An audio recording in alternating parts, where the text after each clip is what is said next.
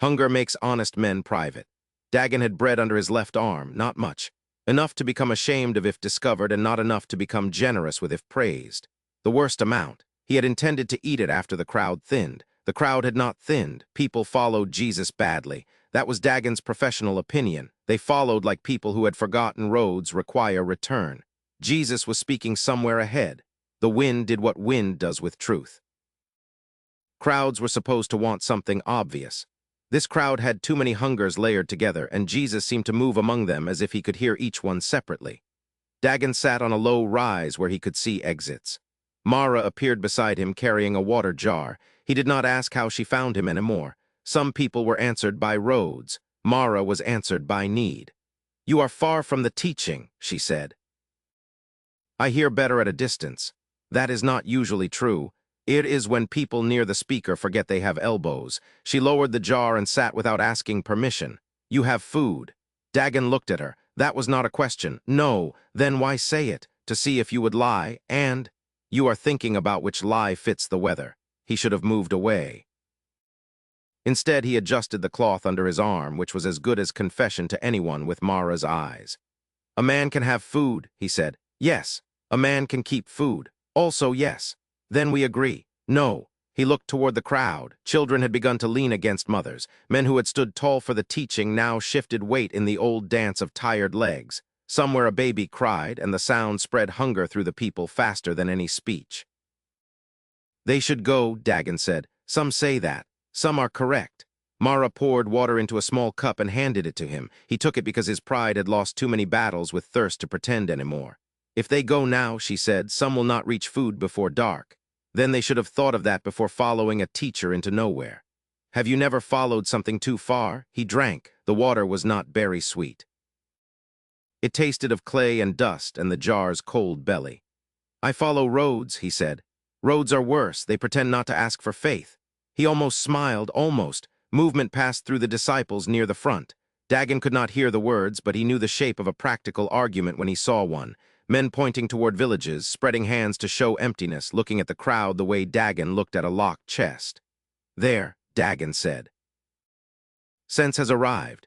Mara watched. Jesus turned toward the disciples. Something in their posture changed. Dagon knew that too. That was the body learning it had been volunteered. He laughed once.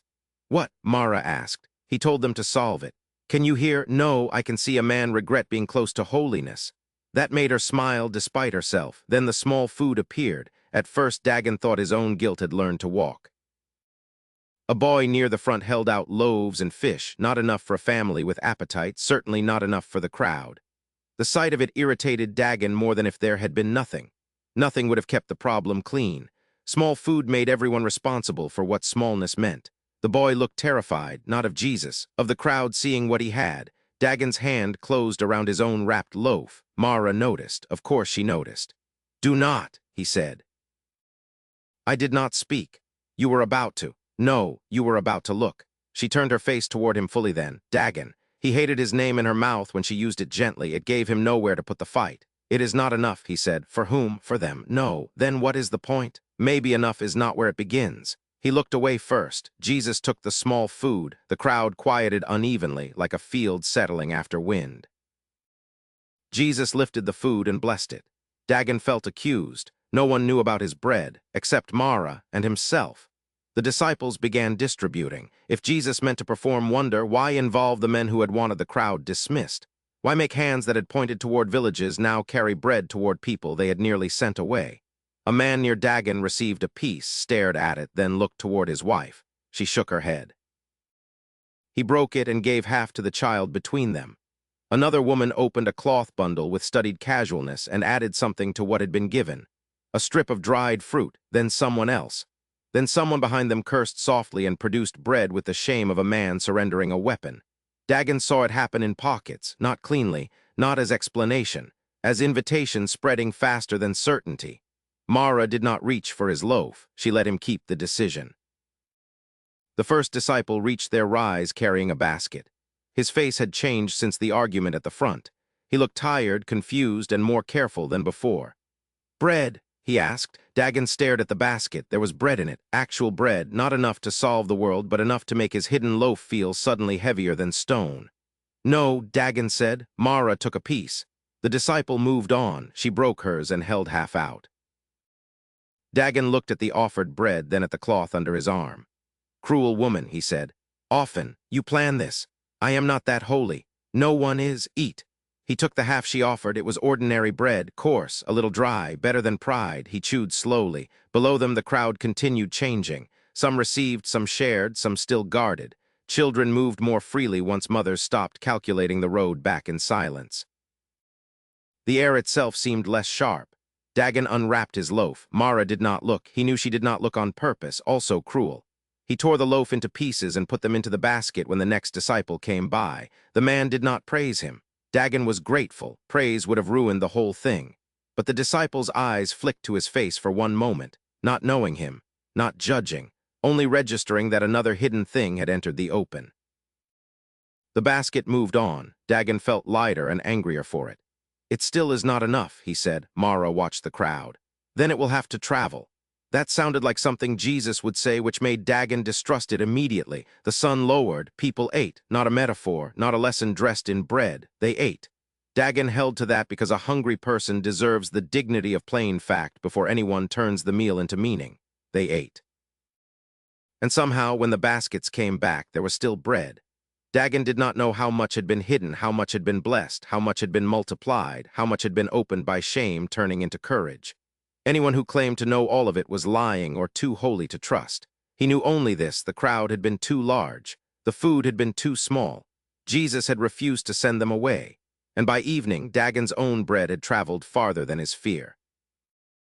Not nothing. He hated that too, but less than before. When the crowd thinned and Mara had gone with the child to help a woman whose nursing had failed, Dagon walked away from the slope until the noise was the noise of a hill, not of people. He found a flat stone above the path and sat. He put his hands on his knees. He watched a beetle work its way up a stalk of dry grass and lose its grip and start over. He felt the bread of the day still in his teeth and the shame of the day still in his chest, and he did not know whether to keep walking the road back to his old work or stay with whatever this thing was that he had not asked to join. He decided. He had decided 3 times that day already and had unmade each decision before the dust had settled on it. This time, the deciding settled and stayed. He would stop being the man he had been on the road. He did not yet know what man he would become instead. He only knew he was tired of the one he had been. He did not hear the sandals. He felt the stone shift slightly as someone sat down beside him. He did not look. A hand came into the edge of his vision. The hand was open. In the palm was one small seed, round and brown and so small that the lines of the palm were larger than the seed. "This is mustard," the voice said. Dagon did not move. "It is not magic. It is a seed. You can plant it. It will grow. If you do not plant it, it will dry. If you carry it long enough, you will forget you are carrying it. Then one day you will plant it without remembering where it came from. That is the part I like best." The fingers tipped slightly. The seed rolled into Dagon's palm. The hand withdrew. Dagon closed his fingers around the seed before he had decided to. He looked up. The man was already 3 steps away. "I am not yet good enough for this," Dagon said. The man did not stop walking. "No one is," he said. "Plant it anyway." Dagon sat on the stone a long time. The beetle reached the top of its stalk. The wind moved over the hill. The seed was warm in his closed hand, then cool, then warm again because he kept opening and closing his fingers on it as a man does with a thing he has not yet been given permission to lose. He did not plant it that evening. He did not plant it that year. He would carry it through everything that came after, and one autumn, in a different country, with a different woman, on a different field, he would press it into the ground without remembering anymore which of the small things in his pouch it had been. The man had been right about that part.